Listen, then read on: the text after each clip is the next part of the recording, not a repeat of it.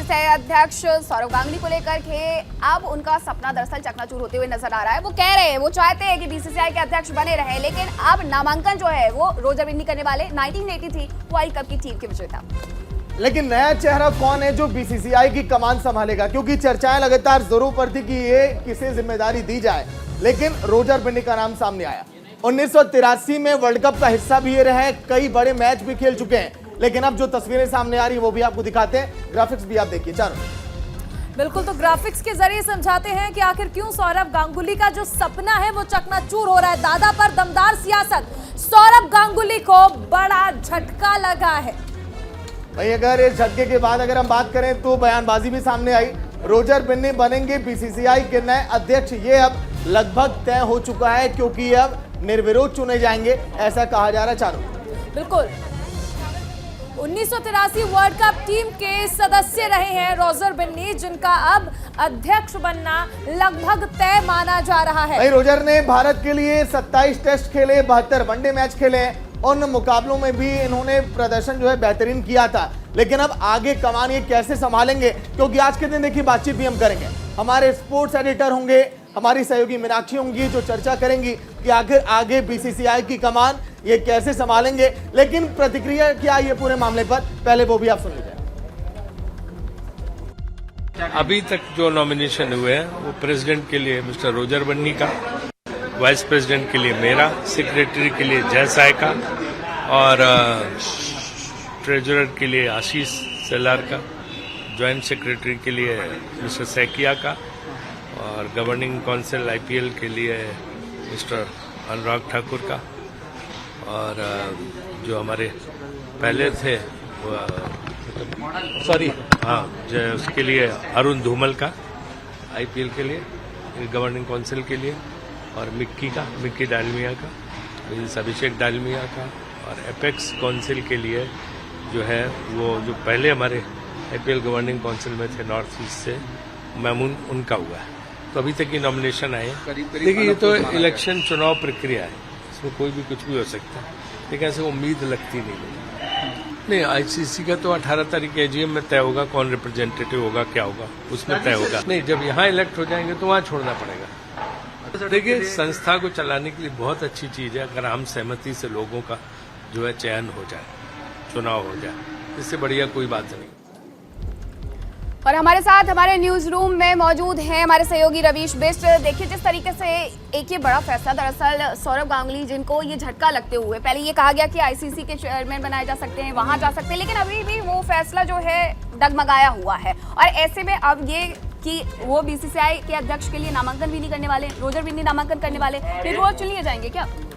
देखिए Roger Binni unanimous जो है वो बीसीसीआई के प्रेसिडेंट बनने वाले हैं। और मीनाक्षी मान लेना चाहिए कि सौरव गांगुली का टेन्योर जो है बीसीसीआई प्रेसिडेंट अब वो खत्म हो गया। कुछ रीजंस थे इसके पीछे कि सौरव गांगुली को क्यों नहीं कंटिन्यू किया गया, क्योंकि बीसीसीआई ने अपने कॉन्स्टिट्यूशन में फेरबदल करवाया था और उस समय ये माना जा रहा था कि सौरव गांगुली और जय शाह दोनों कंटिन्यू करेंगे। लेकिन हम देख रहे हैं कि जय शाह तो कंटिन्यू कर रहे हैं, सौरव गांगुली ऐसे बीसीसीआई प्रेसिडेंट कंटिन्यू नहीं कर रहे हैं। हालांकि बीसीसीआई की तरफ से मीनाक्षी कहा जा रहा है कि कभी भी प्रेसिडेंट को 2 फुल टर्म्स नहीं मिलते, ये बीसीसीआई का इतिहास रहा है। लेकिन अगर चाहते तो शायद मिल सकता था सौरव गांगुली को। लेकिन इसको लेकर के सुप्रीम कोर्ट में भी कुछ याचिकाएं दाखिल की थी और उस टाइम पे शायद थोड़ा फेरबदल भी हुआ था कि नहीं ऐसा नहीं है, बदलाव किए जा सकते हैं, वो वापस से अध्यक्ष बन सकते हैं, उनके जो अध्यक्ष का टेन्योर है वो 3 साल के लिए बढ़ाया जा सकता है। ये सारी बातें जो आई थी वो अब कहाँ है? देखिए सौरव गांगुली, अगर हम बीसीसीआई के कॉन्स्टिट्यूशन के हिसाब से जाएं तो सौरव गांगुली और जय शाह का जो टेन्योर था वो बहुत पहले खत्म हो गया था। लेकिन जैसा आपको पता है कि पूरे वर्ल्ड में कोरोना की 2 वेव्स आई और यही पिटीशन बीसीसीआई बार बार डालता रहा सुप्रीम कोर्ट में कि अभी हम अपनी एजीएम नहीं करा सकते, अभी हम अपने इलेक्शंस नहीं करा सकते क्योंकि कोरोना का काल चल रहा है। और इसकी वजह से टेन्योर को बढ़ाया गया। फिर बीसीसीआई ने सुप्रीम कोर्ट में याचिका दाखिल की, उन्होंने कहा कि हमें जो है कॉन्स्टिट्यूशन में फेरबदल करना है, जिसे सुप्रीम कोर्ट ने मान लिया। इसी वजह से जय शाह का जो कार्यकाल है, जो कि ऑनरी सेक्रेटरी है, उनका भी कार्यकाल खत्म हो चुका है ऑन पेपर्स, लेकिन वो बढ़ा दिया गया है क्योंकि कॉन्स्टिट्यूशन में अमेंडमेंट कर दिए गए। तो ये सेम चीज सौरव गांगुली के लिए भी एप्लीकेबल हो सकती है। एक बात और है, शांतनु सिंह जो कि टीएमसी के नेता है, उन्होंने भी इस पर निशाना साधा। लेकिन सबसे पहले आपको सुनाते हैं कि आखिरकार उन्होंने क्या कुछ कहा है, उसके बाद सवाल। We have seen few months back our learned Home Minister Amit Shah ji came to the house of Saurav Ganguly and had a full dinner. We also came to know that Saurav Ganguly was approached repeatedly to join BJP. Probably as because he hasn't joined BJP, And as he belongs to the state of Mamata Banerjee, he belongs to the state of West Bengal ruled by Trinamool Congress. And as because he hasn't given his consent to join BJP, probably he has become a prey to this political vendetta. Today we have seen he has been removed from the chair of BCCI president. तो देखिए रवीश, शांतनु सिंह की जो ये प्रतिक्रिया है वो भी हमने दर्शकों को सुनवा दी है। शांतनु सिंह ने सीधे सीधे आरोप लगाए हैं केंद्रीय गृह मंत्री अमित शाह पर कि वो मई में गए थे, उनके यहाँ उन्होंने डिनर किया था, लगातार ये कह रहे थे कि आइए भारतीय जनता पार्टी में शामिल हो जाइए, लेकिन सौरभ गांगुली नहीं गए क्योंकि वो बंगाल के बेटे हैं और टीएमसी से ज्यादा लगाव रखते हैं। इस तरीके के उनका चीजों को लेकर के रुख है और वो कह रहे हैं इसी वजह से उन्हें सजा दी जा रही है बीसीसीआई के अध्यक्ष के पद नहीं से। देखिए, पॉलिटिकल बातें तो बहुत सारी हो सकती है, ये बंगाल के बेटे अलग चीज है। आप बंगाल में रह के ममता बनर्जी के साथ पंगा नहीं ले सकते। सबसे बड़ा कंसर्न ये भी है, ये बात तो बिल्कुल सही है कि बीजेपी की तरफ से बहुत बार ये खबरें आई कि मनाने की कोशिश की गई सौरभ गांगुली को, उनको सीएम कैंडिडेट की पोस्ट भी ऑफर की गई, ये भी खबरें आई थी, लेकिन सौरभ गांगुली ने डिनाई कर दिया क्योंकि उनको पता है कोलकाता में रहना, आप मतलब how can you live in Rome and step with Pope, पानी में रह के आप मगर से बैर नहीं कर सकते। सौरभ गांगुली बहुत वाइस कैप्टन रहे मीनाक्षी, और वो अपने जो कदम है ना बड़े फूक फूक के रखते हैं, तो ये भी उन्होंने कदम बड़ा वॉइसली लिया था। बिल्कुल, तो कहीं ना कहीं ये जो है इसे पॉलिटिसाइज तो किया जा रहा है, जोड़ा भी जा रहा है, लेकिन अपना एक अलग इतिहास है, अपने कुछ नियम है और इस वजह से ये नहीं किया जा सकता। बहुत शुक्रिया रवीश आपका तमाम जानकारी के लिए। तो देखिए, अब बात करते हैं गोवा से आ रही एक बड़ी खबर। किस वक्त की बड़ी खबर गोवा से आ रही है जहां मिग 29 के दुर्घटनाग्रस्त हुआ है।